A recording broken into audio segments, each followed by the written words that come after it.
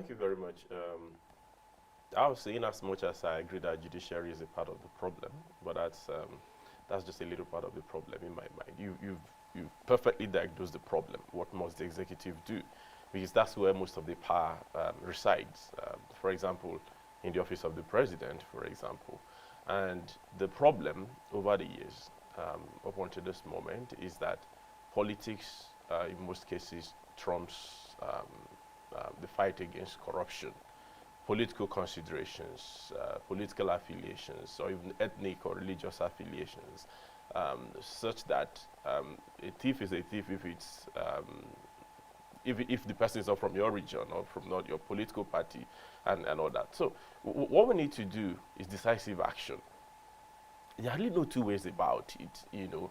For the cases, and a lot of cases we don't get to know about because nobody exposes them because it doesn't make it to the headlines. But for the cases at least we get to know about, there should be decisive action. If you want to deter against corruption, you can't just talk about it.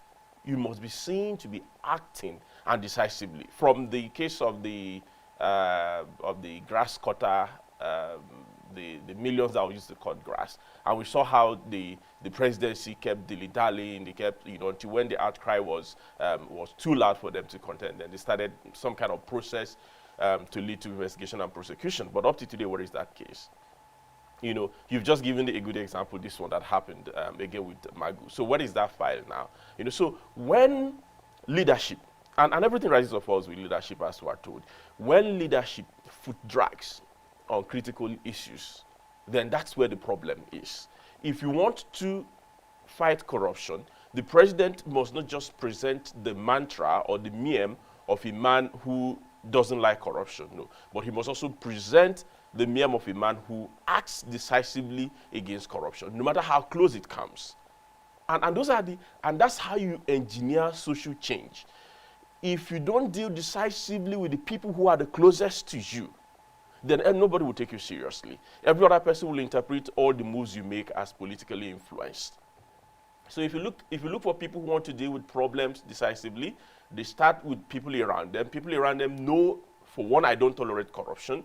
And once you're caught, or once you're fingered, as you say, you know, the public sees that the president has dealt decisively with that matter. Now, if you as head of a government agency see the way the president has dealt with, say, the secretary to the government of the federation or a PAMSEC in the presidency, or some politician who, you know, is close to the president, you as the head of a government agency, you take dressing. You think twice before you do certain things, but we don't have this deterrence. You know, I remember someone said, when the president was sworn in first in 2015, a particular office, that everybody resumed work at before 8 a.m., you know, and that the people in the accounts department, you know, stopped coming to the office with their cars. Because, I mean, they say those are the people who have the most money in the government agencies. Stopped coming to the office with their cars. People park their cars at home so that nobody will see that they have big cars more than their income could support. People watched, and over the next few months after the president was sworn in, and there was no action. Ministers were not appointed. There was no decisive actions against corruption. There was no sustenance of the rhetoric against corruption. And people began to see that it was business as usual, you know, and the public service regressed again to all the contract inflation or the contract racketeering, you know, and then the politicians also saw that, I mean, all I needed to do to avoid prosecution was to move from PDP to the APC. And then people started moving, and people started having their assets returned to them, like the former Bayelsa state governor. You know, so when the public looks at this, the conclusion is basically, there's no fight against corruption. If you ask me today if we are fighting against corruption today, I'll give you a capital no, we are not. We only talked about fighting corruption when it was convenient for political and election purposes. But right now, it's just business. And like my brother said so passionately, we may actually discover that we have a deeper cesspit of corruption to contend with at this time.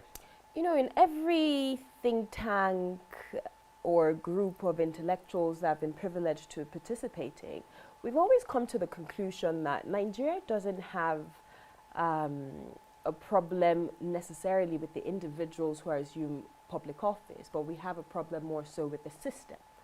if we had a system that worked, if we had a system that functions, it would automatically checkmate issues like corruption. So regardless of whichever leader is in power today or tomorrow or whatever, that person will be restricted to work within the structure that has been created, within the system that has been created. So when I'm thinking about sustainable solutions in fighting corruption and promoting transparency in Nigeria, I'm looking at sustainable frameworks. How can we go about building the system? I know it takes time, but when can we begin that work? Because we've been talking about it. Talking, I know, is one step, but when can the work begin, and how, most importantly, do we begin that first step?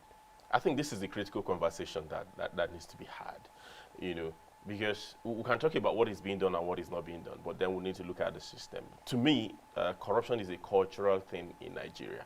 When I talk about cultural thing, I don't mean it is traditional or indigenous to our ethnic groups, no. I simply mean it's something that has pervaded every fabric of our national life. So it has almost become the system, how we run. Corruption is our system.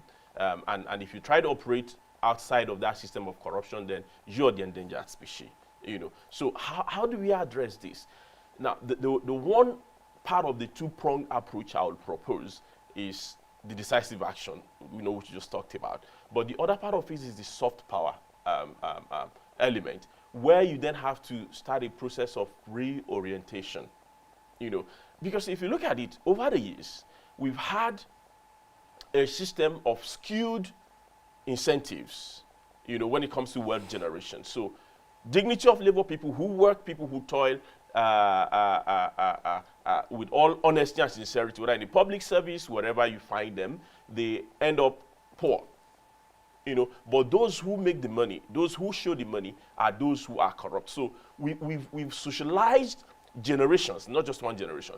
We've socialized generations of our citizens to believe that corruption is the right way, so to say.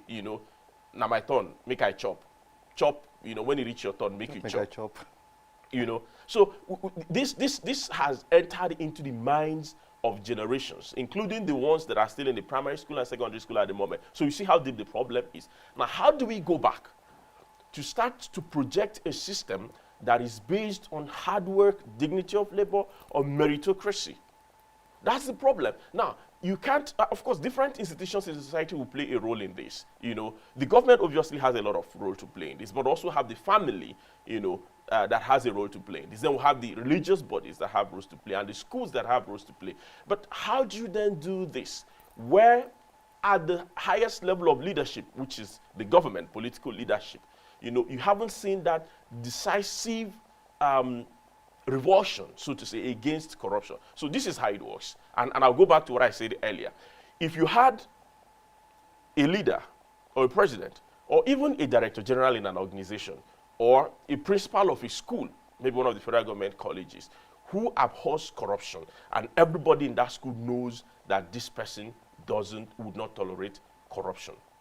Now, it becomes easier for a class teacher, for example, in the case of a secondary school, to stand against exam malpractice in the class, and know that if someone reports this matter to the principal is not going to victimize me. So if I was the head of a government agency and some top political guy comes to me with an outlandish proposal that is obviously corrupt, and I say no, and then the person goes to the presidency, we have this ubiquitous expression called the presidency in Nigeria today. The person goes to the presidency, and I get a call mandating me to sign off on that proposal, then there's a problem. So the cultural reorientation, again, unfortunately, would have to start from the top. You see, we say change begins with me. No, there's the kind of limited change that could begin with citizens. The kind of change that will be impactful from a citizen perspective is when there is mobilization. But we'll see how mobilization is called in Nigeria. NSAS is a case in point. So it's like a conundrum, like a cultural conundrum. The person who ought to initiate or champion the change is not championing the change. Then citizens mobilize to champion the change, and then you call them with maximum force.